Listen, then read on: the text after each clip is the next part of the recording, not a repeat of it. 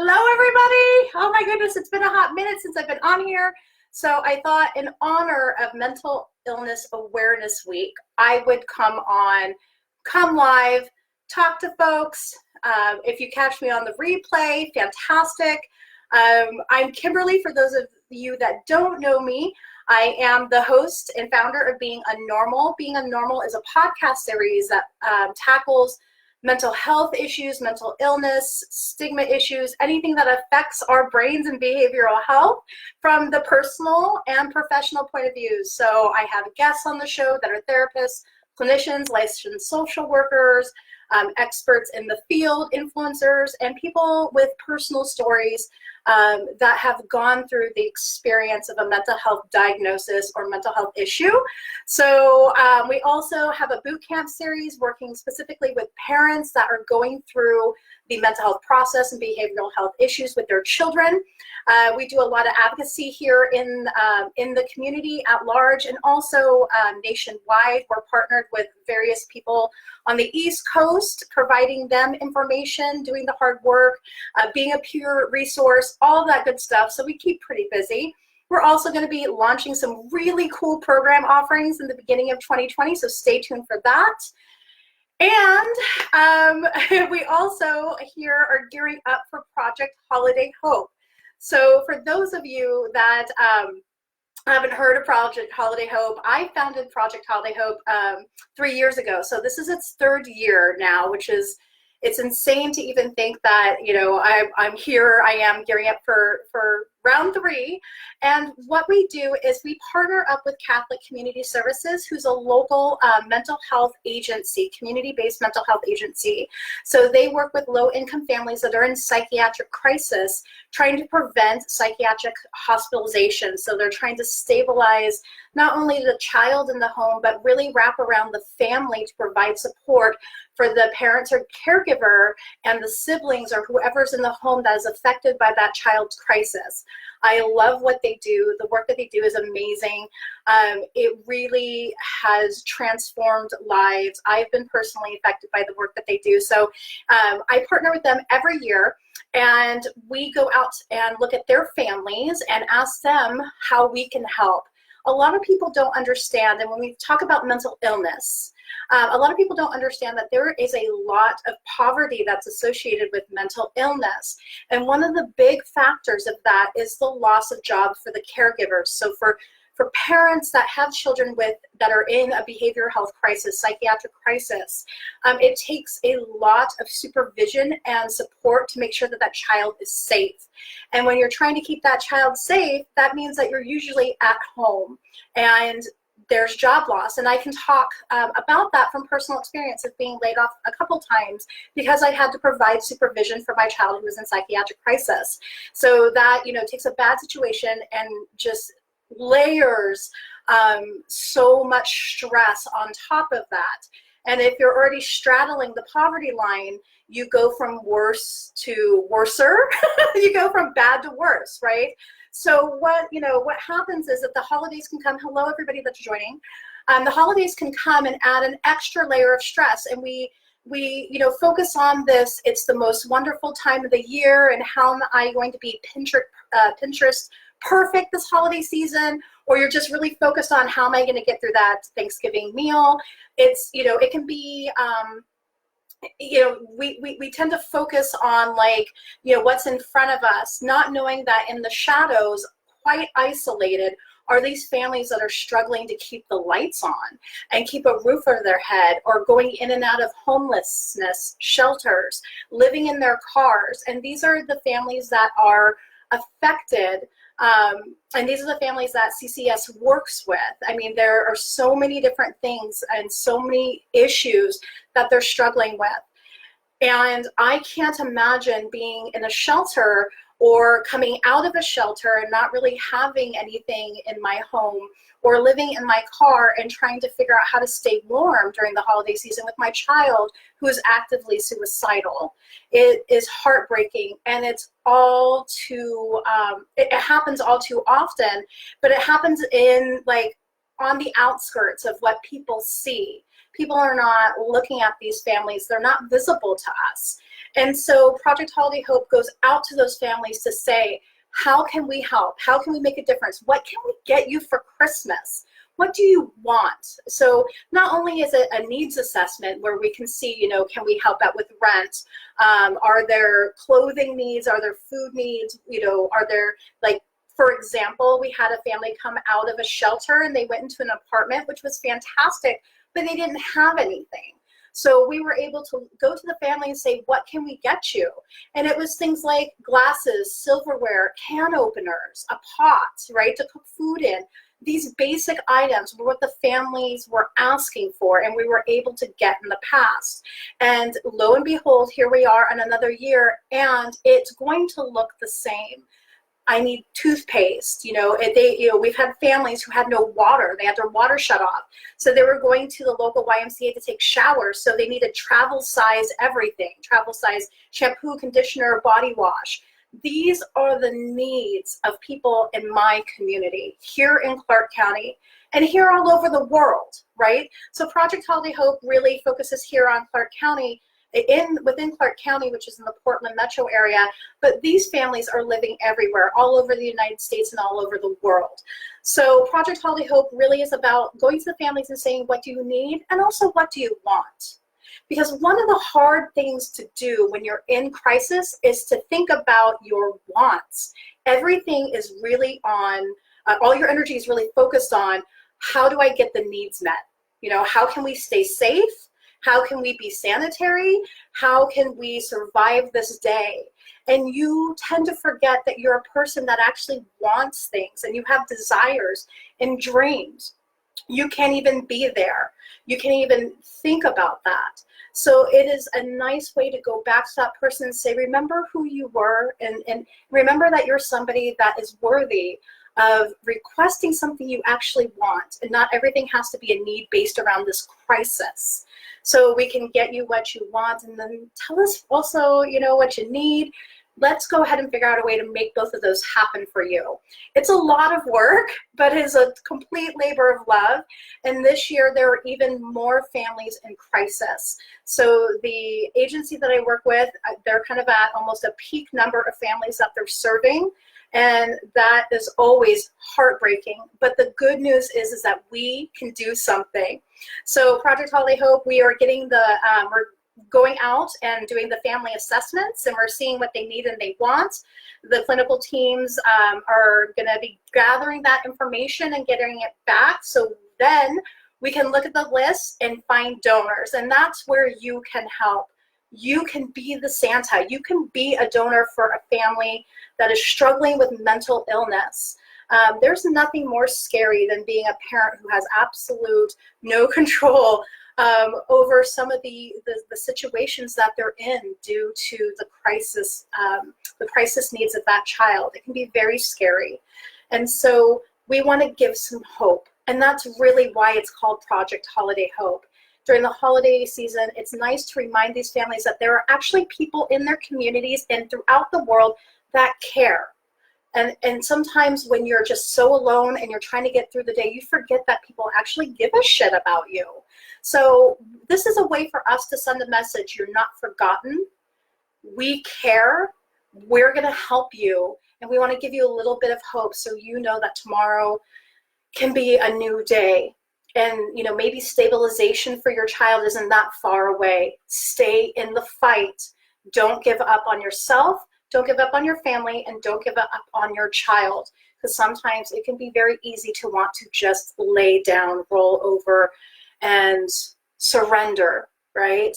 So this hope gives people that fight, that hunger, that love to want to continue to persevere through their current circumstances. So being one of those families myself in the past, I realized how important it is. And it's my honor and my privilege and my duty to go help serve these families during the holidays. So we're gathering those wish lists. So be the Santa, please. When you see posts, follow us on Facebook, Project Holiday Hope. That is our page. Please share those posts. Let your community know that we are here, we need help. I can't do this alone, and I can't do it without donors. I can't do it without you. So share the information, share the post, be the Santa. You can donate by adopting a family or somebody, at least one person off of that wish list. You get to shop for them. That's a little fun. But if you don't have time for that, super awesome. We've got you covered. We'll do the shopping. Send us a Target gift card, any amount. Everything helps. $10, $20, $50, $75, whatever that looks like. You can email a Target gift card. It's very easy to projectholidayhope@gmail.com. And that fires off to us. And then we take that wish list and we shop with it. So it's really, really fun. So there's so many different ways that you can be a part of this process, but just be a part of this process. Be the Santa for a family that needs that hope. And it's all tax deductible. So then you get to feel good about that during tax season. Remember when I helped out that family?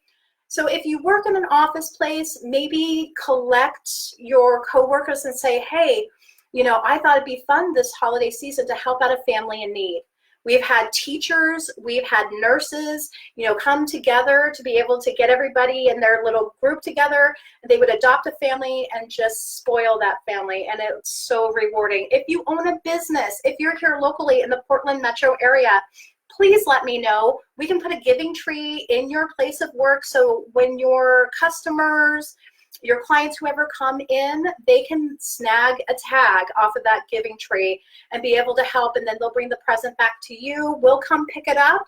Again, it's a tax write-off for you, and I'm going to plug you on my podcast. I'm going to talk about you. I'm going to put your information online so people know that you are a supporter of mental health, and that, you know, we need to support you as a business, right?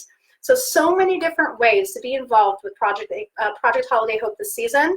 I'm just asking for your support. Again, I cannot do this without you. We served over 500 plus gifts last holiday season. It's going to be the same this year. Every dollar counts. Every gift certificate counts. Every share counts. Everything you do, thinking about it, donating, it all counts. So I really just want to put that out there. We're gearing up, getting all of that stuff ready. So be on the lookout for that. Season 5 just finished taping. I know that we just premiered it, but I've already finished taping it. I'm, you know, kind of ahead of the curve on this one, just so I can allow time for Project Holiday Hope and the holiday season to be in full effect. So season 5, magnificent. We have some really amazing guests this season.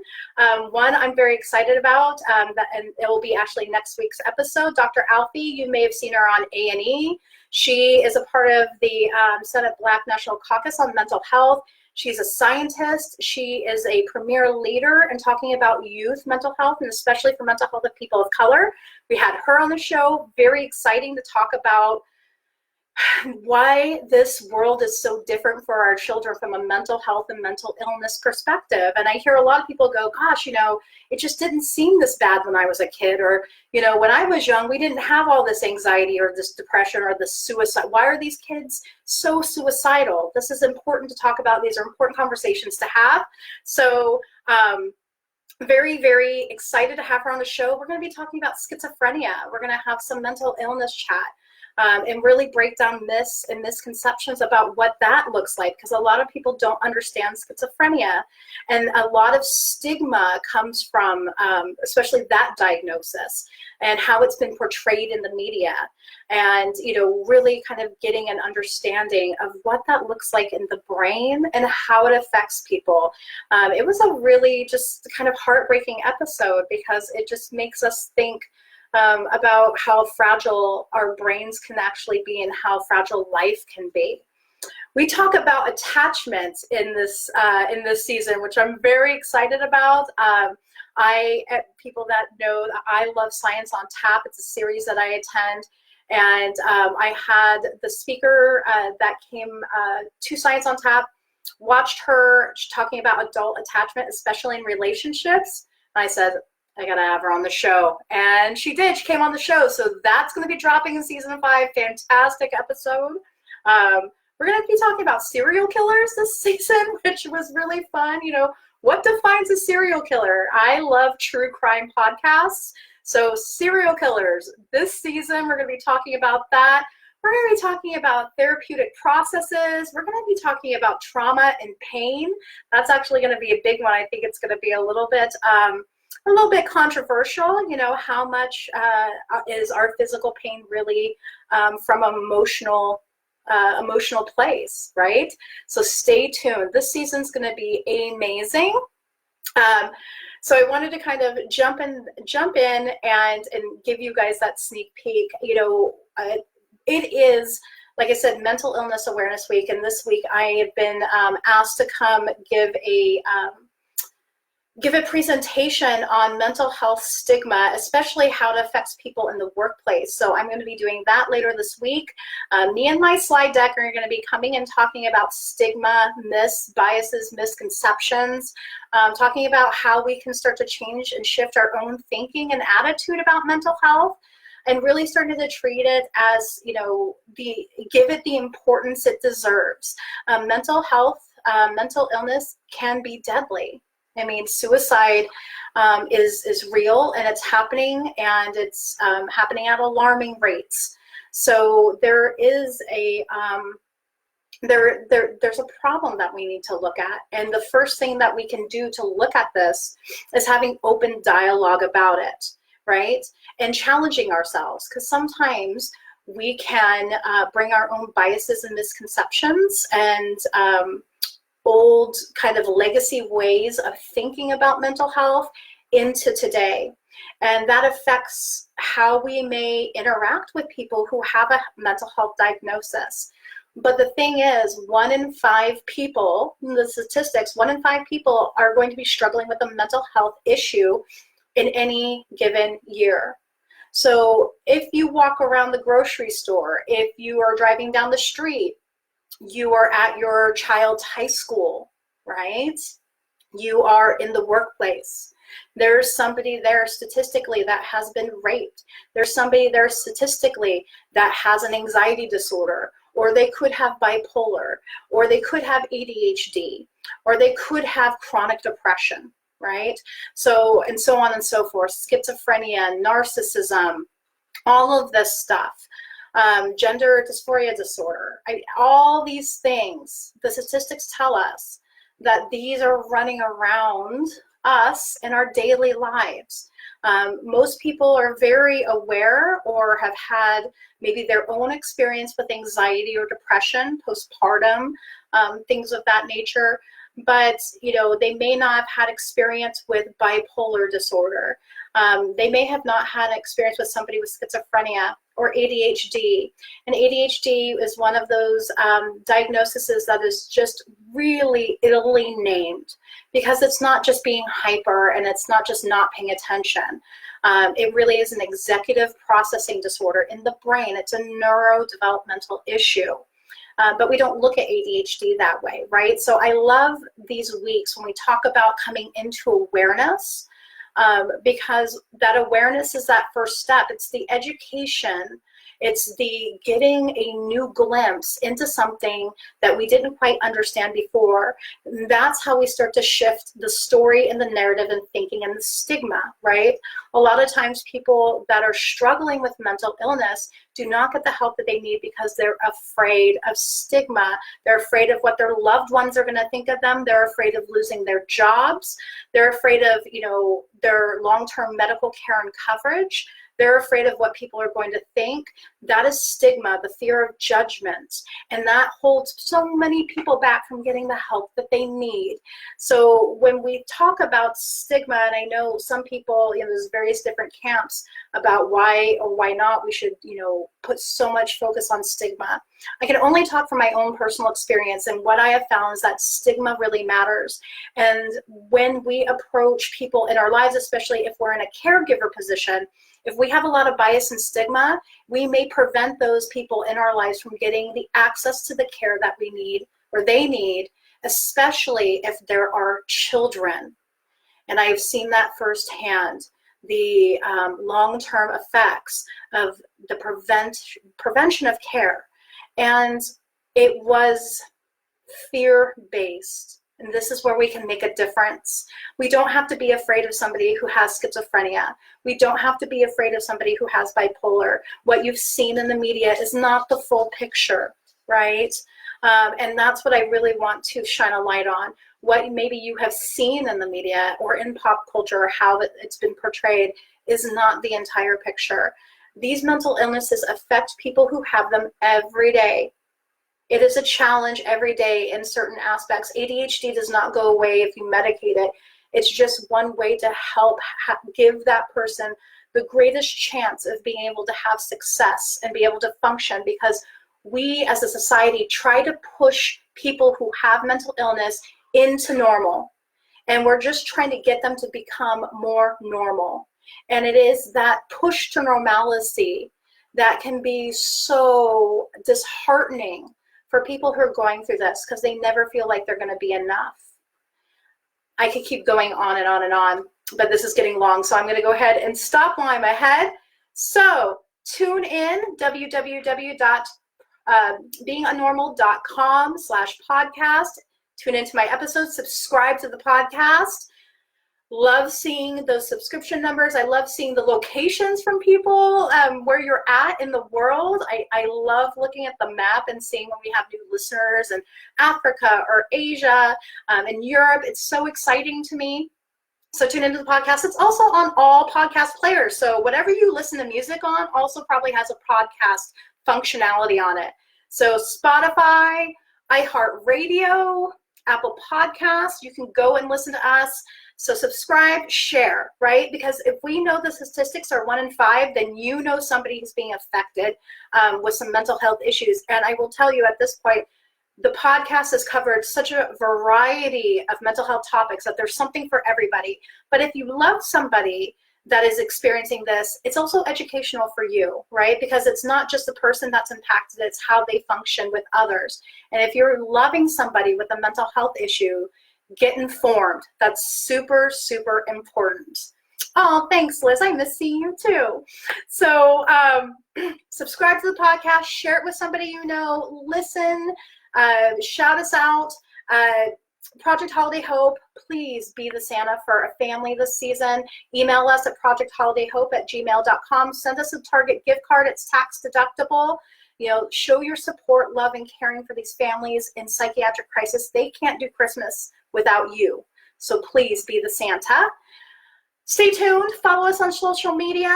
Let people know about us. So excited about season 5. We're about to start production of season 6, and we've got some really fun stuff coming down the pipe then. I just love what I do. Thank you, everybody who listens. Thank you, everybody who supports us. You are so appreciated deeply by me when those moments where I go, why am I doing this again? And I go, oh, that's right. So keep the emails coming. Comment. You know, let us know, is there a topic you want to hear on the show? Shoot us an email. We're always here. We love listener choice. That's fantastic. We're here to serve and love you. Take care, everybody. And as always, take care of yourself and each other. Bye, everyone.